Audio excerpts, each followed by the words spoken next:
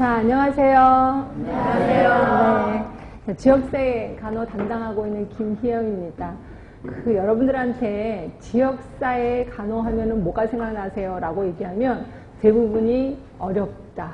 그죠? 뭘 외워야 되는지도 모르겠다.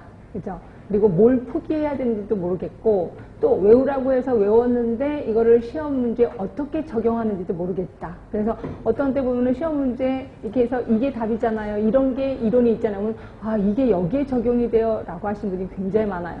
이러다 보니까 대부분 사람들은 지역사회는 철학이다. 이렇게 얘기하고, 아니야. 어떤 사람은 신학이다. 이렇게도 주장을 하고 있습니다. 그런데 지역사회 간호를 전공하는 제 입장에서는 분명히 지역사회는 외울 게 따로 있습니다. 그래서 저는 크게 4가지로 접근에 들어갈 거예요. 자, 하나는 반드시 외워야 될 게 있습니다. 자, 반드시 외워야 되는 거.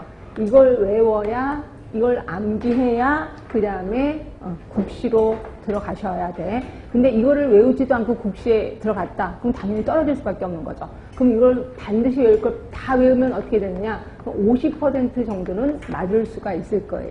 그래서 저는 이론 부분 우리 2달 하는데 2달 내내 이거를 제가 계속 부각을 시킬 겁니다. 그래서 어떻게 할 거냐면, 일단 제가 수업을 50분 하고 10분 쉴 건데 50분, 한 45분 정도 하고 45분, 한 40분 정도 이론을 하고요. 그 다음에 제가 오늘 나눠드릴 유인물이 있을 거예요. 유인물을 보시면 가로놓기가 되어 있을 거예요. 근데 가로놓기에는 바로 가로에다 답을 쓰지 마세요. 왜냐하면 이걸 가로 안에 답을 쓰면 이게 일회용밖에 안 돼요. 그래서 다른 포스트잇에다 답을 쓰셔서 그 다음에 지나다니면서 길거리 다니면서 이걸 들고 다니면서 쭉 머릿속에 생각하는 거예요. 그래서 항상 공부는 책상에 앉아서 하는 게 아니라 동량 공부, 지나다니면서 하는 겁니다. 이래야 머릿속에 좀 많이 암기가 되거든요. 그래서 요거를 하시고, 그 다음에 그 뒤에 보시면, 우리 책에도 보시면, 책에 몇 쪽이냐면 19쪽인가요? 필수 문제가 있어요. 자, 필수 문제 보이시죠? 그래서 40분 이론하고 가로놓기 하고 필수 문제 할 겁니다. 그리고 쉬시고 그 다음에 다시 또 그런 식으로 할 겁니다. 그래서 제가 왜 이런 얘기를 하냐면, 어떤 친구들은 필수 문제 정답을 공개해라, 뭐 그걸 아예 다 그냥 일일이 다 불러달라, 이런 사람들이 많은데, 그러니까 이런 수업은 듣지도 않은 채로, 그래서 그런 거를 방지하기 위해서 제가 항상 첫 번째 시간 끝날 때쯤에서 이 필수 문제를 하니까, 그래서 혹시라도 이론이 필요 없으신 분은 뒤쪽만 좀 보시면 될 것 같아요.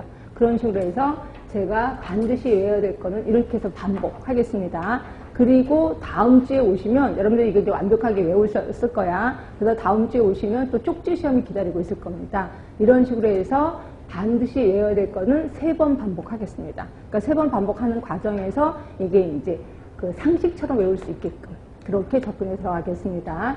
자, 그러면 이제 2번째는 그러니까 암기해야 되기는 암기해야 되는데 그 양이 너무 방대한 게 있습니다. 방대한 양. 그래서 제가 봐도 이거 못 외우겠는데 라고 하는 것들이 좀 있습니다. 이런 것들은 솔직히 제가 외우라는 말을 참아 못하겠습니다. 제 양심상. 그래서 이런 것들은 외우시진 않으시되 그럼 그냥 포기할까요? 그건 아니고요. 이거는 눈도장이라도 좀 찍어두세요. 눈도장.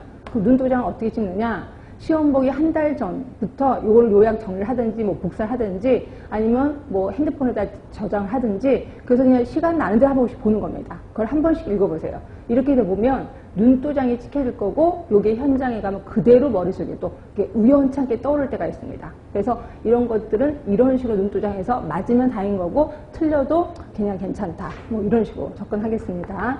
그 다음에 이제 세 번째는 포기해야 되는 문제들이 있어요. 포기해야 되는 문제. 자, 이거는 제 이제 전공하는 사람 입장에서 볼 때는 되게 중요해요. 근데 여러분들이 너무 힘들어 하더라고요. 그래서 저는 이 부분을 포기하자, 과감하게. 그래서 이 부분에 대해서 여러분들이 설명을 해달라면 해줄 수는 있지만, 근데 여러분들 되게 힘들어요. 꼭 이 부분을 하다 보면 꼭 졸게 되더라고요. 그래서 이 부분은 그냥 과감하게 포기를 하겠습니다.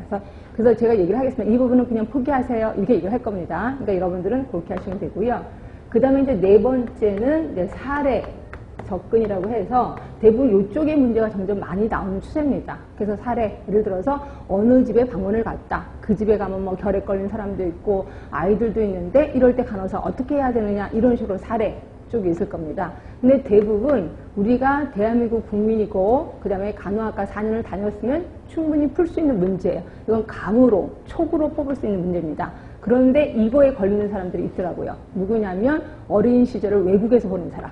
그렇죠? 그래서 외국에서 보내고 한국에 대학을 온 거야. 그러다 보면 이게 사고방식이 좀 달라지더라고요. 이러다 보면 이 문제를 거의 접근을 못 하더라고요. 그래서 근데 저의 약점은 이거에 대한 설명 능력도 없어요. 그냥 제가 이거 몰라요? 이게 되면 그쪽도 모르는데 그럼 제가 설명할 길이 없다는 거죠. 그런데 대부분의 사람은 다 맞을 겁니다. 그래서 이것도 사례 연구 같은 경우는 이제 문제를 통해서 들어가도록 하겠습니다. 그래서 이게 크게 4가지로 접근합니다.